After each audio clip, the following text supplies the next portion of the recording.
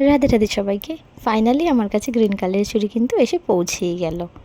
আমি আর দিদি গল্প করছিলাম, তখনই হঠাৎ করে ও অফিস থেকে মানে একটু তাড়াতাড়ি এসেছিলো, এসে বলছে নাও তোমার জন্য। আমি বললাম কি না কি এনেছে, বুঝি কোনো খাবার?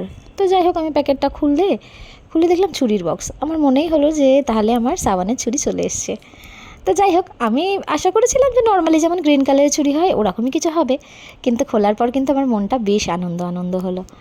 ভাবছিলাম যে চুড়ি এনেছে খুবই সুন্দর, আর সেটা একদম ইউনিক রকমের। অনেক রকমের চুড়ি দেখেছি, এখানে যে গোল্ডেন কালারের যে বিডসগুলো দেখা যাচ্ছে এটা কিন্তু চুড়ির ভেতরে একদম ফিক্সড করা, ওটা কিন্তু কোনোভাবে ঝরবে না, খসে পড়বে না, আর এগুলো এক একটা স্টোন কিন্তু।